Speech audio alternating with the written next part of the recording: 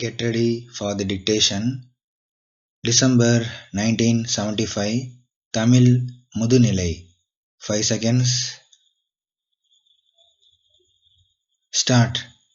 மதிப்பிற்குரிய பேரவை தலைவர் அவர்களே, இந்த அவையின் முன் கல்வி சுகாதார அமைச்சர் அவர்களால் வைக்கப்படுகின்ற கல்வி மானியத்தின் மீது என்னுடைய கருத்துக்களை கூற விரும்புகிறேன். கல்வியின் தரம் உயர வேண்டுமென்றால் ஆரம்ப கல்வியில் இருந்துதான் அதை நிறைவேற்ற இயலும்.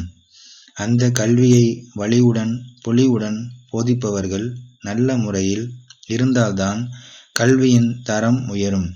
ஆகவே ஆரம்ப கல்வி ஆசிரியர்களுக்கு நல்ல வகையில் ஊதியம் அளிக்க வேண்டும் என்கிற கோரிக்கையை நான் இந்த அவை முன் வைக்க விரும்புகிறேன். கிராமங்களில் உள்ள ஆசிரியர்களுக்கு வீடுகள் கட்டி கொடுக்க வேண்டும்.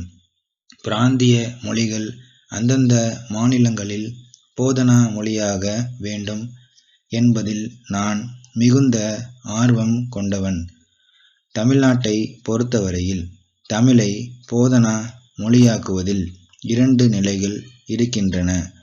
ஒன்று, அரசை சார்ந்த கலை கல்லூரிகளில் போதனா மொழியாக தமிழ் கட்டாயமாக இருப்பது. மற்றொன்று, தனியார் கல்லூரிகளில் விரும்பினால் தமிழை போதனா மொழியாக கற்றுக்கொள்ளலாம் என்பதாகும். இந்த நிலைமை இருப்பதால் தனியார் கல்லூரிகளில் படிக்க மாணவர்கள் ஆர்வம் அதிகம் காட்டுகின்றனர். மேலும் அரசு கல்லூரிகளில் படித்தால் தமிழை போதனா மொழியாக ஏற்றுக்கொண்டு தங்கள் வளர்ச்சி குன்றி விடுமோ என்று மாணவர்கள் ஐயப்பாடு கொள்கின்றனர். மாணவர்கள் தமிழை போதனா மொழியாக எடுத்து கொண்டால் அவர்களுக்கு அரசு துறையில் உத்தியோகம் இருக்கின்றதா என்றால் அரசே அவர்களுக்கு எந்த துறையில் வேலை அளிக்கலாம் என்று யோசித்து கொண்டிருப்பதாக கூறப்படுகிறது. அரசே இப்படி அவர்களை இரண்டாந்தர மாணவர்களாக கருதினால் தமிழ் போதனா மொழியாக வளர்வது எந்த வகையில் முழுமையாக சாத்தியமாகும் என்பது எனக்கு விளங்காமல் இருக்கின்றது. ஆனால் நான் உறுதியாக சொல்வேன், இந்த தலைமுறையில் இல்லாவிட்டாலும் அடுத்த தலைமுறையிலோ அல்லது ஒரு நூற்றாண்டு காலத்திற்குள்ளோ தமிழ் ஆட்சி மொழியாக போதனா மொழியாக நிச்சயம் வந்துதான் தீர வேண்டும்.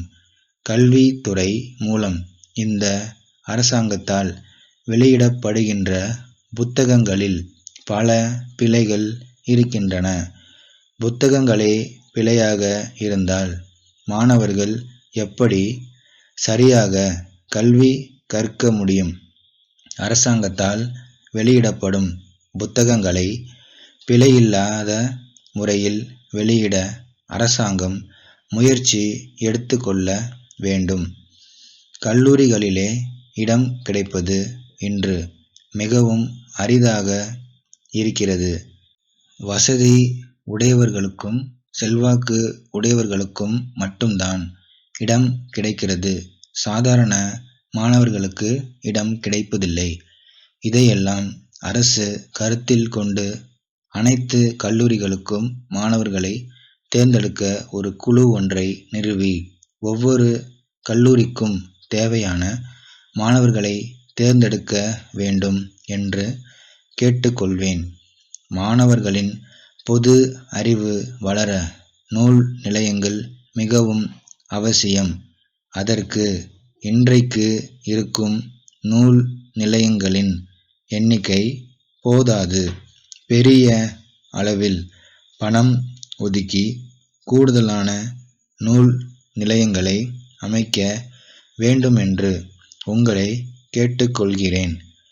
சென்னை பழனியப்பா கூட்டமைப்பினால் பாலாஜி நிறுவனம் மதுரைக்கு 1977 ஜனவரி 4ஆம் தேதி அன்று அனுப்பப்பட்ட கடிதம்.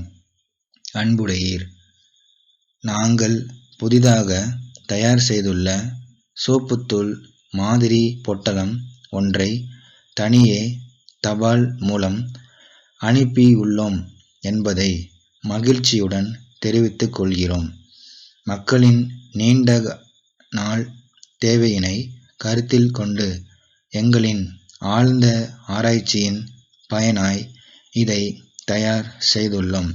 இத்துடன் இணைக்கப்பட்டுள்ள பட்டியலில் இருந்து இந்த சோப்புத்தூளின் சிறந்த அம்சங்களை நீங்கள் அறியலாம். இது சிக்கனமானது, சீக்கிரம் நீரில் கரைய கூடியது, எல்லா துணிகளையும் எளிதில் வெளுக்க வல்லது, மேலும் துணிகளின் நீண்ட உபயோகத்திற்கு உதவுகிறது.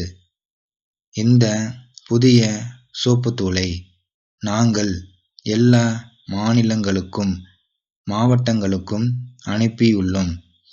அங்கிருந்து எல்லாம் எங்களுக்கு அதிக அளவில் ஆதரவு அளித்து கூடுதலான அளவில் சோப்புத்தூள் பொட்டலங்களை கேட்கின்றனர். இதிலிருந்து எங்கள் தயாரிப்பு மக்களின் ஆதரவையும் போற்றுதலையும் பெற்றிருக்கிறது என்பதை நீங்கள் உணர்ந்திடக்கூடும். ஆகவே இந்த பொருளை நீங்கள் விரைவில் விற்று விட இயலும். தங்கள் உண்மையுள்ள